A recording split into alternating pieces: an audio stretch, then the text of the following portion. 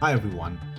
Part 1 in Kree Govender's Lessons in Leadership series was very popular, and today we'll be doing part 2, this time leading during a pandemic with people working remotely from home. What are the factors to consider and how should a leader react accordingly? Stay tuned, I think you're going to enjoy this one. Find every opportunity that you can to amplify the great things that your people do and really put them forward in terms of receiving those accolades and kudos. Some people don't like it in terms of a public forum, but find a way to let them know that they're appreciated, that they're valued, that their contributions really have impact to you, to the people that they serve, either internally or within the customer space. Now more so than ever, people need to know that they're valued.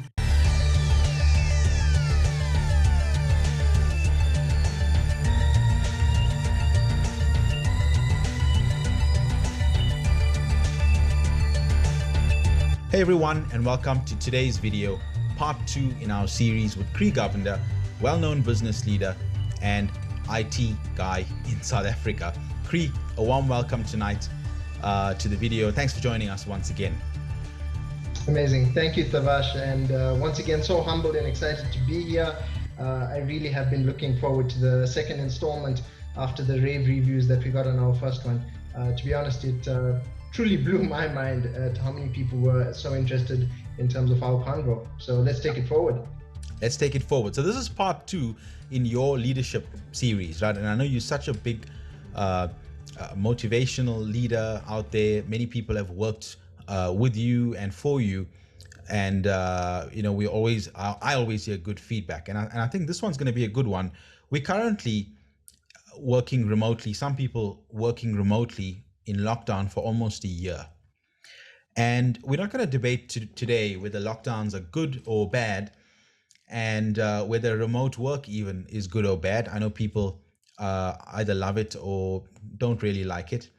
I want to talk about today the effects of this remote work and lockdown on people physically, emotionally, mentally, and as a leader, what can you actually do?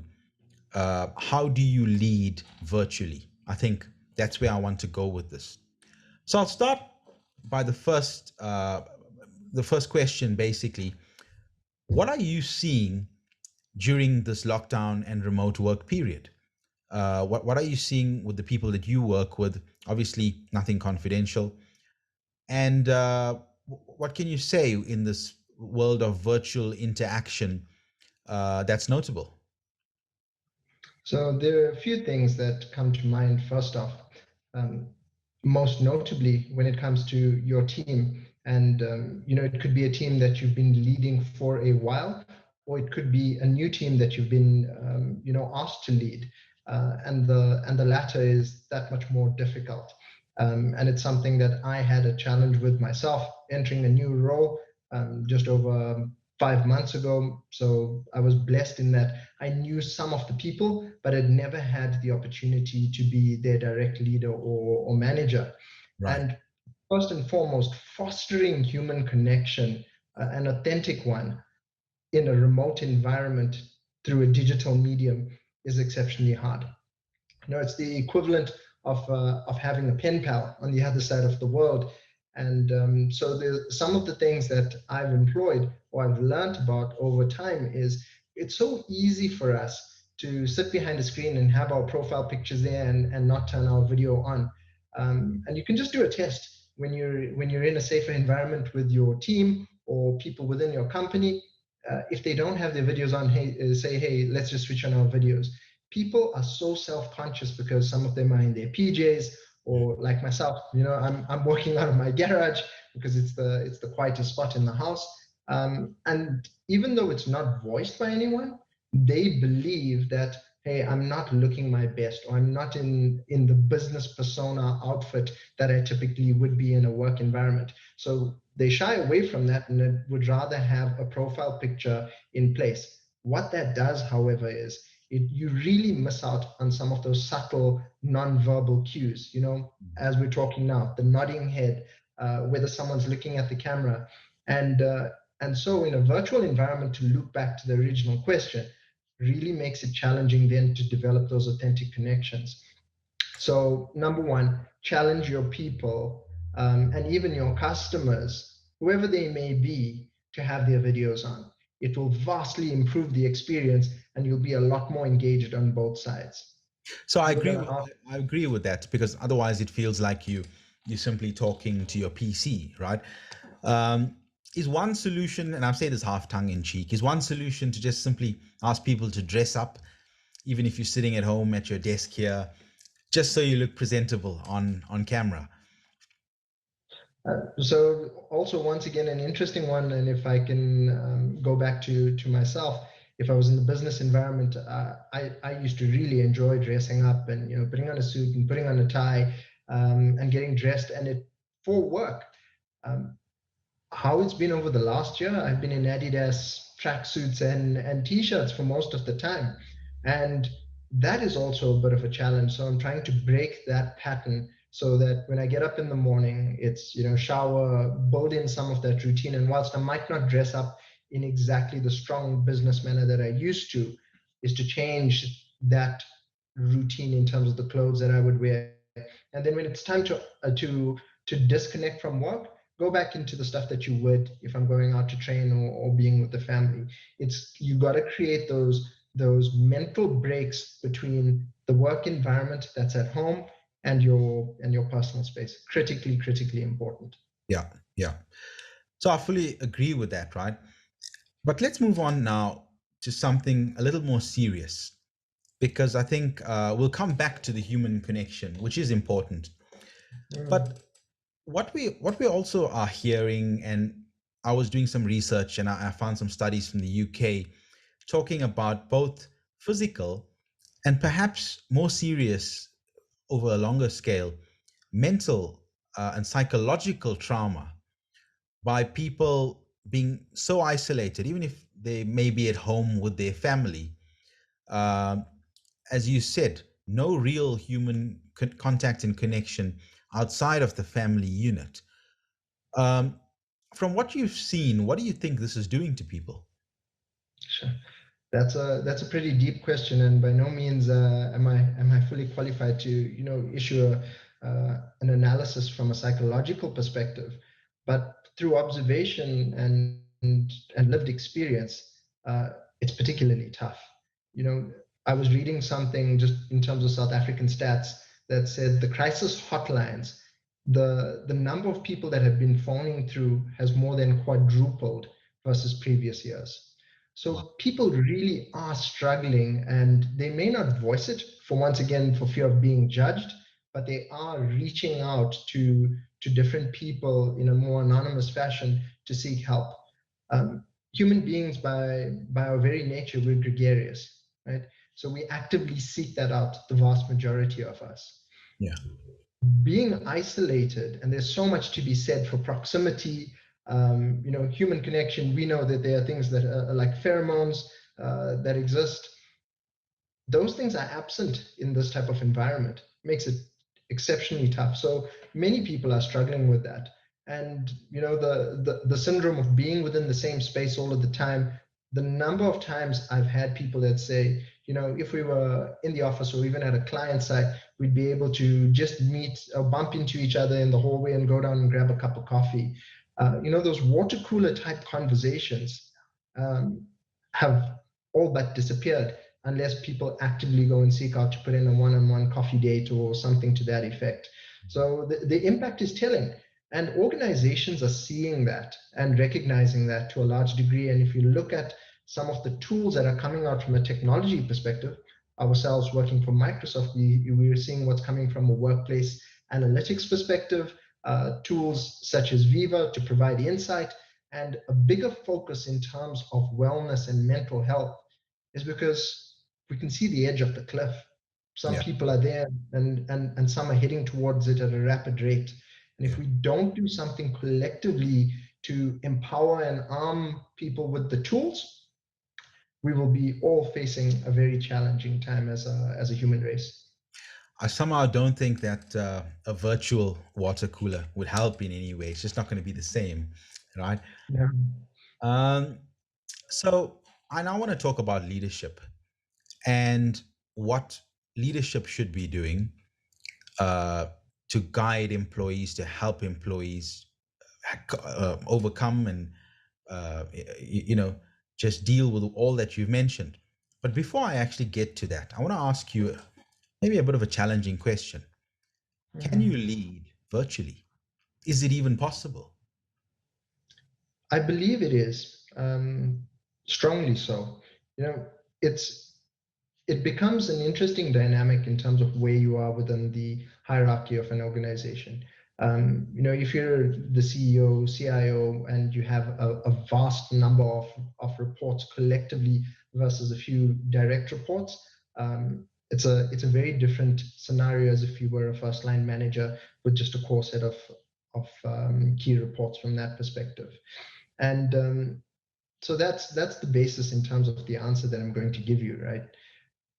Many organizations where they have, as an example, 100 call center staff reporting into one person, you have to lead in that scenario. It's impossible for you to develop an authentic connection with each and every one of those people. However, in other environments where you've got, the Dunbar number speaks to the ideal team size being plus or 7 plus minus 2, so an absolute maximum of 9 and a minimum of 5. So 7 being almost that magic number for you to develop those connections. You can absolutely do it, but it involves a lot more investment um, and and being very deliberate in terms of some of the things that you do as a leader to lead virtually. So let me double click into that a little bit. So what do I mean by that? In this day and age, there isn't a person who says, wow, Kree, I've got all of this free time available to me. If anything, the people across all organizations that I speak to, and probably you as well, say, oh, there's not enough time. My days are completely book ended. There are so many meetings, I hardly even get a moment to pause. And we started to make small adaptations, ending a meeting 5 minutes earlier and so forth. What's happened, and I speak from experience here in terms of something I've done, is I got caught into the trap of prioritizing the stuff that I was doing and deprioritizing my people agenda. And that's a cardinal mistake. It's one that you absolutely cannot make. In Sorry, this time, when you say people agenda, you're talking about the time where you don't just focus on business, but you you're focusing on people and their development and their issues, if I could call it that. All of that. yeah, and that I don't mean a business review, right? That's a very different thing. So going in there talking about the business, whatever it may be, in our world, sales, numbers, forecasts, all of that stuff. Not that. It's around the real one-on-one time with them that you carve out on a regular basis to sit down and have a conversation. Say, hey, Tavash, how's it going? What's top of mind for you?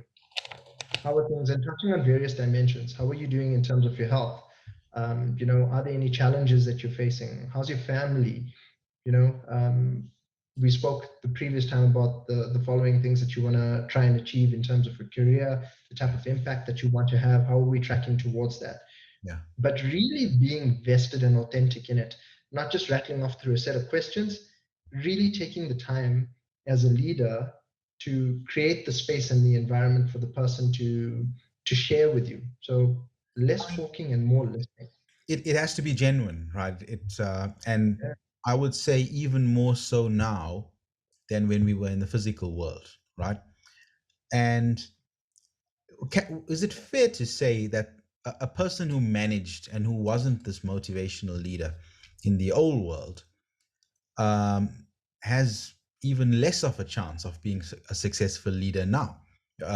That person needs to very quickly develop proper motivational skills, inspirational skills, learn how to do some of the things that people like yourself have been talking about.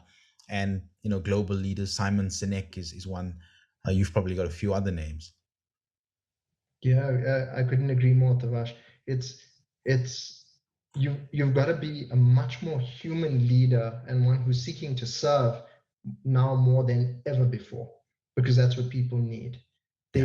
They need someone who's willing to walk beside them, um, and really be and at times also walk in front of them to show them the way, and then also at times, as Malcolm Gladwell said, walk behind them for them to know that there's security.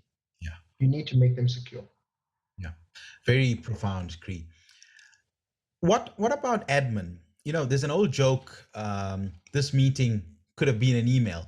Now, I don't think this meeting could have been an email. It wouldn't work here, but I do feel like a percentage of my meetings could be emails.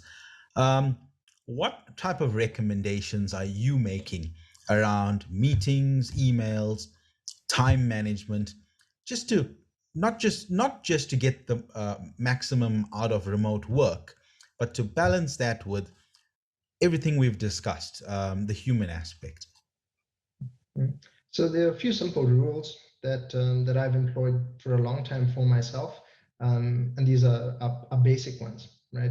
Number one, if you're setting up a meeting, try and understand: do I need to invite all of the people that I have invited there, or is this a cover yourself type approach to it in terms of inviting an army of people? So what do you really want to achieve out of that, right? And I can see you smiling because we sit in many of those, right? Yeah. Number two, make sure you have an agenda. So what are you?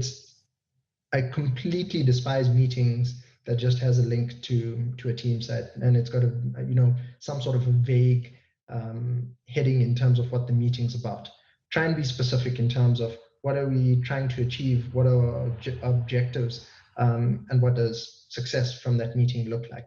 If you can clarify that in terms of the meeting invite, people are then well prepared getting into that and they know why they're there, and you don't have to waste time setting the context and fielding a ton of questions from that perspective. It's that. The second thing is try and set your meetings up at least at minimum a day in advance. Nobody likes to have a meeting drop into their diary on the day for the same day. So be respectful of people and their time. Third one, look into the calendaring or the scheduling aspect of it. Not always easy to do, depending on how many people you have and how busy the diaries are, but try and be respectful of people's time that they have blocked out and booked out. Don't just send out a meeting invite and expect everybody to pitch up or rearrange for you. Right. The next piece. Sorry. Sorry, carry on. Go for it. No, carry on. You asked the question. I was just going to summarize. So it's actually funny. I've got the 3 A's. Army, do not invite an army. Agenda, do have one. And advance, give them enough time in advance. Don't just call a meeting for this afternoon, 4 o'clock. That's quite disrespectful, even in the physical world. The 3 A's of meetings. Wow. Okay. Yeah. Well, let's see if I can try and stick to that. And it'll be particularly difficult with the next one. But I guess this one really works for me. It's around color coordination of my diary. I have different colors for different things. So at a glance, and I try to look at my week in terms of a week snapshot of my calendar, and I typically try and plan it at least 2 weeks in advance. But there are certain things that are priority for me, and this is where that insight came to me that, hey, I'm deprioritizing my people agenda, because there were so many meetings coming in, and my one-on-ones, I kept mailing my people and saying, listen, I'm so sorry, I'm shifting this important meeting here and there and so forth. And when I started looking at the colors, because I've got a specific color for the one-on-ones, I realized, hang on a second, for the last 3 weeks, I've not had a single one-on-one with my people. Something's wrong. The other thing was, hey, there's not enough customer time in here, and it's a core priority for me.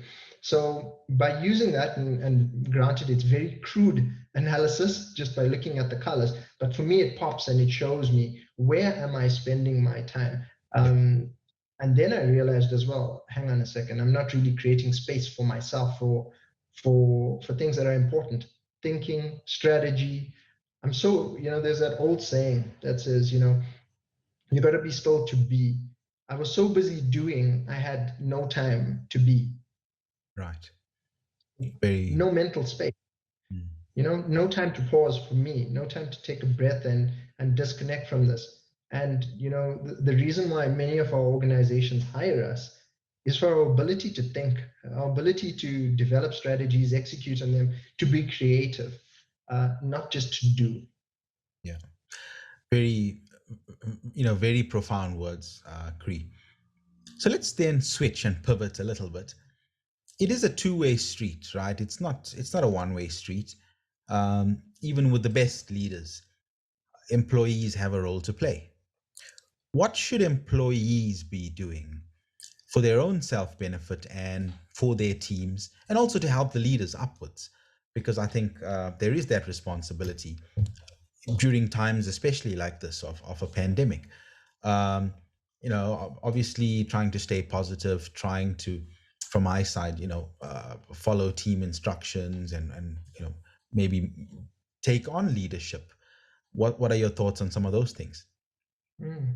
So the first one, and this is a critical one, irrespective of whether you're a leader reporting into another leader, or whether you're first level reporting into a direct lead. Be authentic, be honest, be upfront. If you've got a challenge, don't try and hide it, don't try and mask it.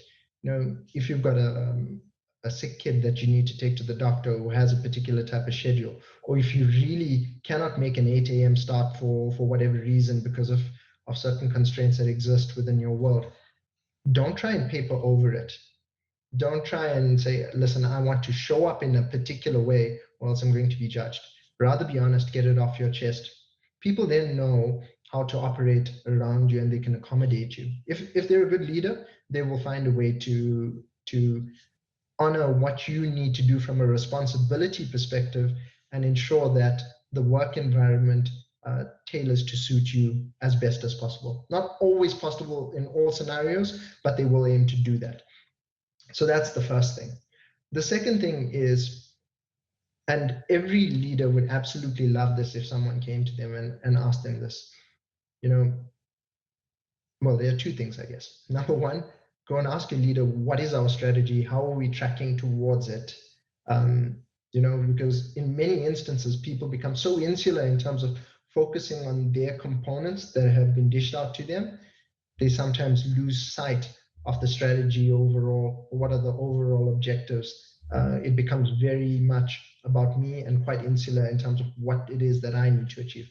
Also critically important, but you are part of the collective and that collective forms part of the bigger collective. So having that regular checkpoint just shows you, it does two things. Number one, it shows your leader, hey, I do have a vested interest in terms of where we're going overall. And number two, it allows you to have your sense of purpose in terms of how you're getting to that. So that's number one. The second one, which is an amazing question that someone actually coached me on, my mentor coached me on this. He said, go to your leader or your boss and say to him or her, what's the one thing that I can take off your plate that you'd like me to solve for you? Yeah. Wow. You might not be able to do it, but just showing that, I mean, it's a great level of empathy as well to say, hey, let me try and shoulder some of this. I'm sure you're dealing with a ton of stuff. And then it automatically elevates you in terms of your own leadership capabilities, whether it's self-leadership or for you to stick up your hand to say, listen, I'm willing to take on something and potentially lead a microcosm in terms of a team. And I just want to say that for me is the key point. Empathy, above all else, is a two-way street.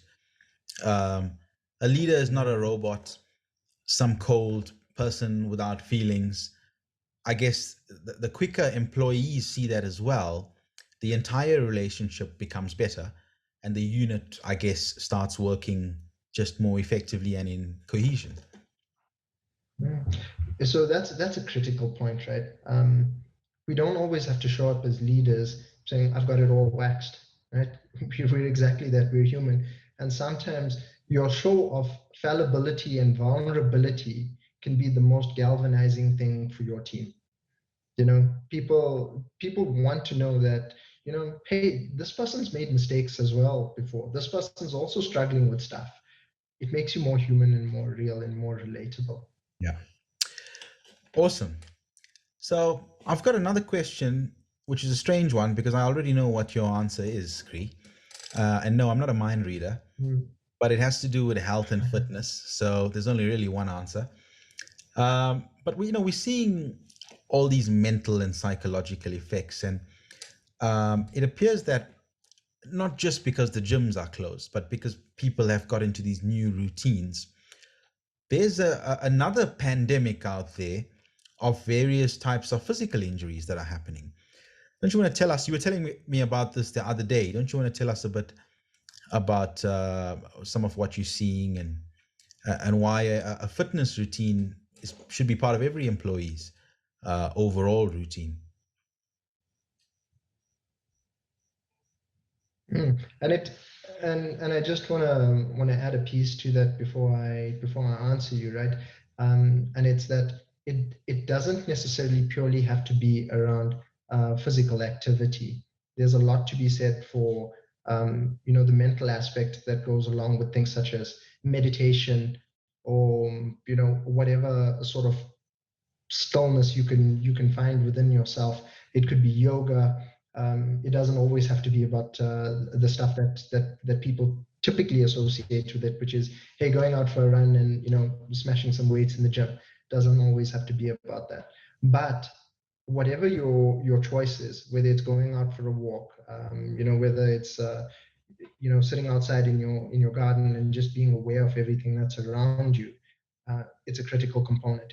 We sit tied to these chairs more Yeah. than ever before. Um, you know, this is one of the chairs from our office. It literally has an imprint of my legs in it because I've been sitting on it for so long. So it's a worrying thing. And I ended up with 2 eye infections over the last couple of months, right? And when I went to the doctor, the doctor shared something interesting with me and said, it's because of the amount of time that you're sitting, concentrating, glaring at the screen.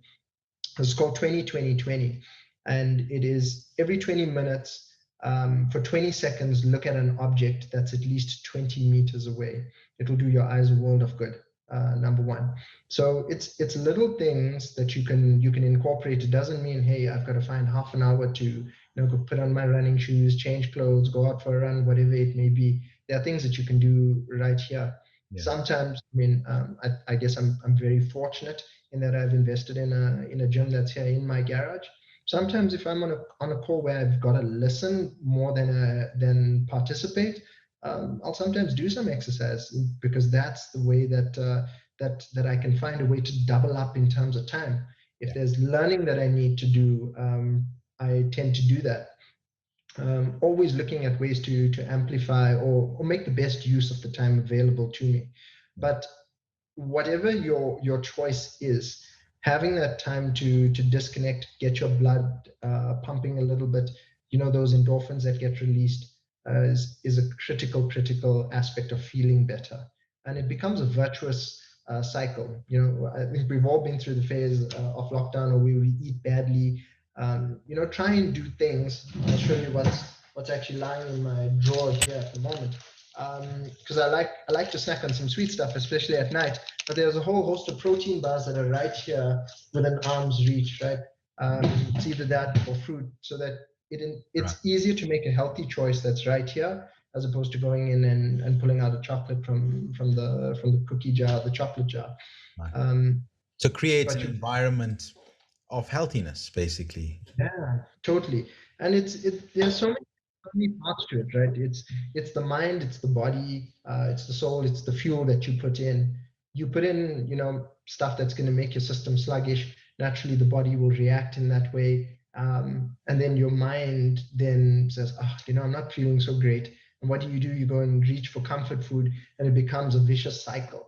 But if you've got the mental blocks in place to change that, or to at least catch yourself, you'll find that after a few days, you start to feel better, and then, as I said, it becomes a virtuous flywheel. So Critically important. I just want to summarize this section. It's quite funny. We're doing a video on leadership, and I think we've got the most amount of points in the employee section. And the first thing we said was employees should show empathy upwards because leaders are humans, and in doing so, that amplifies the leadership abilities of the leader and makes the team environment a lot better. Number one. Number two, um, start looking at things like meditation, stillness. Um, there's a lot of physical injuries coming out there. You mentioned one example, sitting at a screen or staring at a screen the entire day. We're seeing eye strain injuries, and there's this 2020 exercise that you can do. Just repeat this for the viewers. Yeah, so it's 20 20 20. So every 20 minutes, and we all typically have smartwatches. At the very least, we have smartphones. So you could set a reminder on there that it will either buzz or vibrate in your hand, whatever it is, to allow you to do these things. So I typically stand up, I turn my attention away to an object that's at least 20 meters away for 20 seconds. We can all do that, Yeah. for 20 seconds. And that I helps. want something, sorry, Tavash, before it slips my mind, but a fantastic app I've come across recently is called Insight Timer. It's absolutely free. Over 80,000 different types of meditation. So it doesn't have to be religious or even spiritual. Some Yeah. of it's just based on sound or music or awareness. And they can be as short as 2 to 3 minutes. And I find myself doing these whenever I've got a spare moment in time. And it's done wonders for me. It really has. Excellent. I think that's very useful, and that's actually a good point. Those of us who've grown up with Eastern religion, meditation is a normal part of it, but it doesn't have to be linked to religion in any way. But it is a good thing to do, whatever form of it that you do find useful. So we've got that, and then we said create a work environment at home that's healthy. You mentioned having healthy foods around so you don't get tempted to go and snack. I'll add something to that. If you can invest in the right equipment, like this chair that I'm sitting on, I found a few months into lockdown that as nice as my dining room chairs were, they weren't quite built for sitting 8 to 10 hours a day. Uh, Yeah. and everything else. So I've kitted out my. This is actually my downstairs TV room, and I've got a small little office in the corner of it. Right, so I've got a table, proper office chair. Yeah, I can put two screens because two screens make a difference. If you can, I would say invest a little bit in the right home office environment. Makes a massive difference, and hopefully can avoid some of these injuries that are coming along. So we actually spoke the most about what employees should do. But let's go back to leadership because I think that's what this is about. And I'll do a quick summary looking at the time. You have to be genuine. This is what some of the things you were saying. You have to be more inspirational than before. Or if you weren't if you weren't even aiming to be an inspirational leader before, you should be genuine about it now and really consider your employees' feelings or your team's feelings and what they're going through. And I think we need to be smart. We spoke about emails, meetings, the 3 A's. Don't invite an army. Do have an agenda, and book in advance or plan in advance, and use the color coordinator to plan your week. Um, just before we move off that, what about organizations? Should organizational strategy change given that we're all working remotely? We have new challenges now. You lead a team, for example, and you're doing all of these things. At a higher level, zooming out, what should an organization be looking at? Yeah. And I think to get to the first part of your question, should organizations change? It's not even a choice; it's an absolute imperative. It's if they do not change, there's going to be one of two things. Either their employees are going to, and the culture that they then embody is going to reject or push back, and the organization will be forced to change. Or I don't mean to sound fatalistic, but those organizations may not even exist if they refuse to change. Very, very. So Okay. that's in terms of it. Yeah. Yeah. I agree. We're going to see. Look, the technology curve. Let me just add this. The technology curve already meant that a percentage of businesses in business today would not exist in 10 years' time and certainly 20 years' time. New technologies are coming along and disrupting. I think the pandemic and remote work and lockdown just accelerated and further disrupted all of that in ways we don't really know yet. So you have to be agile as an organization and not just worry about disrupting yourself from a business perspective, but also looking inward. It's just as important to look inward and look at the employees. And I think the big companies are really doing it well. You're seeing some good stuff come out of companies, the bigger organizations. So I think it's time to wrap up, just looking at time. We summarized some of the interesting discussion we've had today. Is there anything else that you'd like to end on from a general leadership perspective? Something in your mind, something that came up? Absolutely. Absolutely. So I've got some tips and tricks because a few people reached out and they said, "Hey, what are some of the things that I can do to energize, motivate my team?" So I've got a few, and hopefully I can remember all of them. First and foremost, I think we've spoken about it. Prioritize that people agenda. Try and make it non-negotiable in terms of the diaries for yourself and your employees. Set them up in advance. Make sure you turn on your cameras. Give them the attention and the time that they need. Because without that on, it's very easy get distracted by IMs and emails and all of that stuff. That's one. Number two, this is something I've employed for a number of years. I generally look for a message of the day for myself, whatever it may be, to give me purpose and to give me some inspiration. I share that with my team, and I share that as widely as possible. You never know which message may resonate with which person on which day, whether they say it or not. The next piece is constantly seek to improve yourself in terms of your leadership capabilities. And whatever you come across, share it with your team.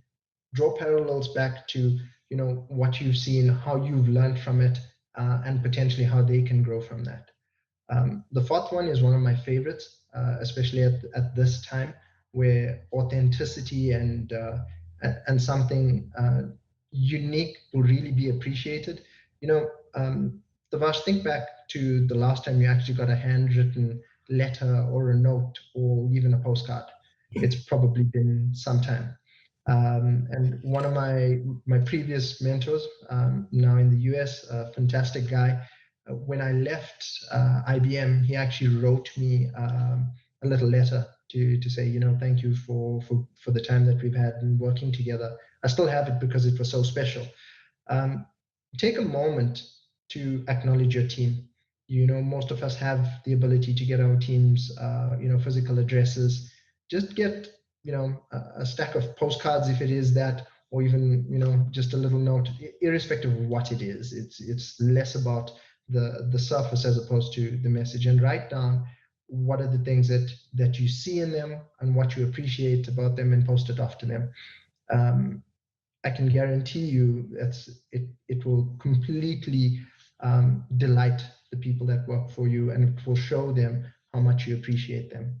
And the last piece is find every opportunity that you can to amplify the great things that your people do, and really put them forward in terms of receiving those accolades and kudos. Some people don't like it in terms of a public forum, but find a way to let them know that they're appreciated, that they're valued, that their contributions really have impact to you, to the people that they serve, either internally or within the customer space. Now more so than ever, people need to know that they're valued. Yeah. Wow, Kree, that last part really resonated with me. I mean, let's just go over it again. Recognition, show recognition. What were the other ones? Investment in yourself in terms of time. Time investment. Time investment, doing something that's quite personalized for someone. It could be that, or it could be, finding out when their birthday is and ordering something on Uber Eats and sending a slice of cake to them on their birthday, something that they're not going to expect. Yeah. The other aspect was around daily motivation. Aim to fill their cups as much as possible. Yeah. Yeah, you've got. I mean, what you just said, you got my dog's attention. Right? He actually when he heard that. No, that's really great, Kree. I think that last part was inspirational to hear, and I think that would be the best way to end on a high. So thank you, Kree, for part 2 in your Lessons in Leadership series. I think this will be very popular as well. I certainly enjoyed our discussion tonight, and we're gonna send this out, and I'm sure the viewers would have enjoyed it as well. So thank you for your time, Kree, and to all of you watching, we hope that you enjoyed it. We'll be back potentially for a part 3 in Kree's leadership series. Until then, have a good day and take care. Thank you so much.